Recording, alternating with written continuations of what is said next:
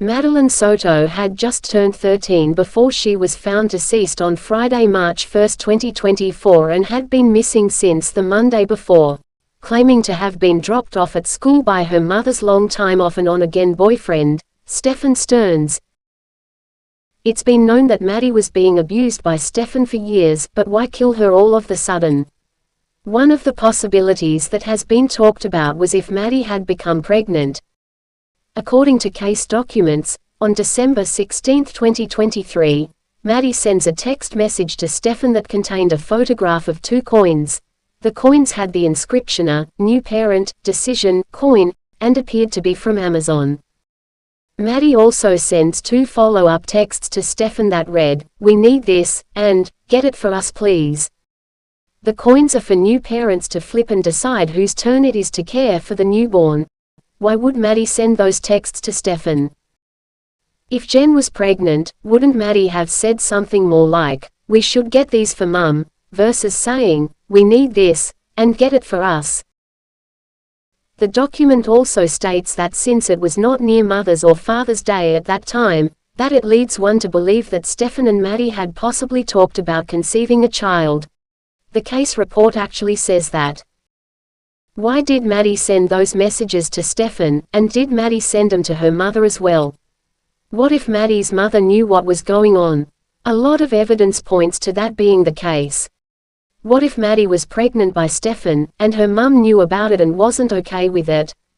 It also makes me wonder why in one of the released audio calls from prison, between Stephen and his dad, Stephen says the odd statement, that he didn't start it.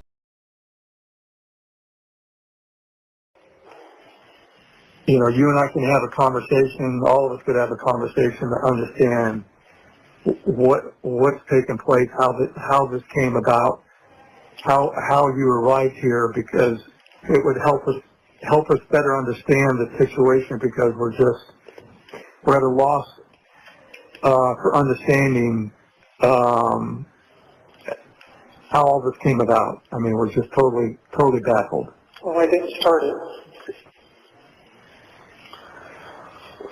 Oh, you didn't start it, but you participated in it, which is just as bad as not starting it, but that's for another day. Again, I don't know if details or anything, but, you know, I mean, if you'd like to schedule a visit with me or something, maybe we can find some way to talk.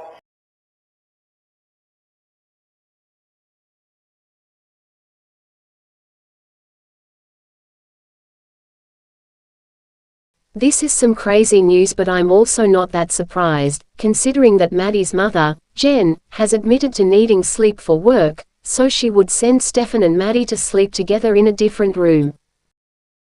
I don't see how Jen didn't know what was going on. Out of all the years that Maddie was being abused, why now, when she just turned 13, did he feel the need to have to kill her? It really could have been that she was too young to get pregnant before, but now that she's 13, it could have really been the reason. Was Jen involved in any of this? Because for some reason, I have a hard time thinking that Stephen would have actually been upset if Maddie was pregnant, because I feel like he might have been grooming her this whole time, but I have more of a feeling that her mum would have been upset about a pregnancy because of how it would make Jen look. Jennifer said she and Madeline have a good and open relationship, but admitted that she tends to share more with Stephen, and said that within the last week, at the time of this interview, Madeline told Stephen that she had a crush on a boy at school, which Stephen told Jennifer about. Jennifer did not know if Madeline told Stephen in person or via the phone about having a crush on a boy at school. I asked Jennifer how she felt Stephen reacted to Madeline having a crush on a boy, and she said he was excited for her and that it was super cute. We began speaking about the living situation in the residence, and it appeared common that Madeline and Stephen slept in the same bed together, even though they were not blood related or even extended family. Jennifer said that she had a rule that Madeline was not allowed to sleep in the bed with Stephen. Jennifer claims Stephen never requested to sleep in the same bed as Madeline, but she struggled to maintain focus when she answered the question. Jennifer claimed Madeline asked for sleepovers with Stephen and said she wanted to watch movies and eat snacks, and then went into talking about the three of them staying in the same bed together back in June of 2023. And she would describe that she would sleep on one side of the bed, Madeline would sleep in the middle, and Stephen would sleep on the other side. Jennifer Soto also acknowledged she eventually okayed the sleepovers between Madeline and Stephen. The interview continued in a path as to find out if Jennifer had any knowledge about the current location of Madeline's body, but Jennifer remained steadfast that she did not know where the body of Madeline was, continued to deny all involvement in regards to having knowledge of Madeline's murder, and continued to deny all knowledge of Madeline's victimization by Stephen. During portions of the interview, Jennifer continued to protect Stefan, was questioned about why she prioritized Stefan over Madeline, and even at one point referred to the sex stuff as not evil, but the murder of as evil. Evil. This is straight from police docs. The interview eventually ended, but Jennifer did not show the same level of emotion or care in regards to Madeline's ongoing victimization by Stefan Stearns than she did in Madeline's disappearance. It appears to me that she has already accepted that the victimization was happening and her emotion appears fictitious. End quote. That's a pretty shocking description by that detective. I'd say so. I believe Jen knew. But was Maddie pregnant? Multiple times, detectives ask her about Maddie's menstrual cycle. I would write what days she would get her period. Yeah. In February, no, I didn't notice her using any of her feminine hygiene products. Hinting at the possibility Maddie may have been pregnant. Unfortunately, we may never know.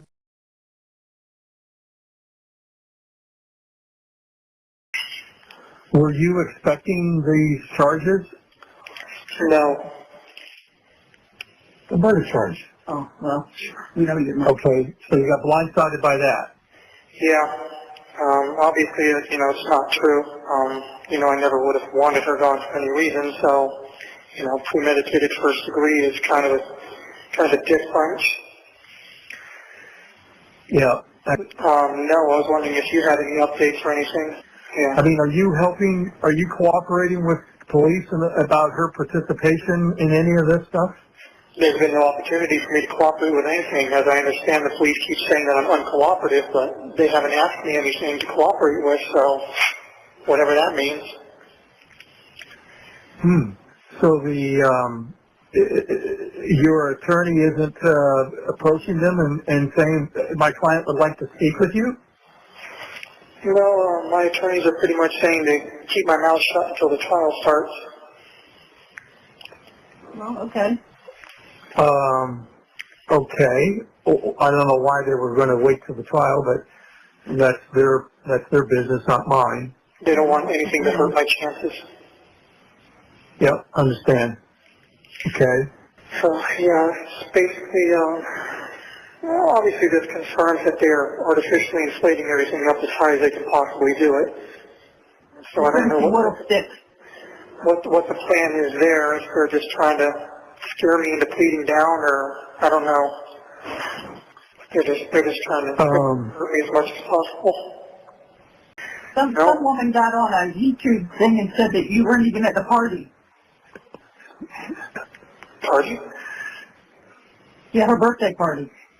Yeah, I haven't gotten there yet. I went up there Sunday evening and got there after she was done at her party. Oh, okay. And we were very happy that I was there. We were very happy that the three of us were together. It was shaping up to be a great week and a great visit. There's no reason for anything to happen that happened. Along with him saying he didn't start it, stuff like this makes me wonder if Jen was involved. Poor Maddie. This is all so sad.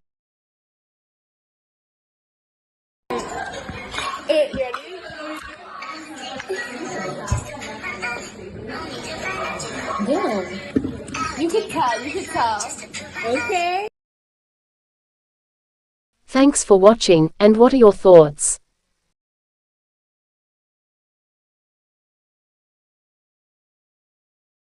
Rest in peace, sweet angel.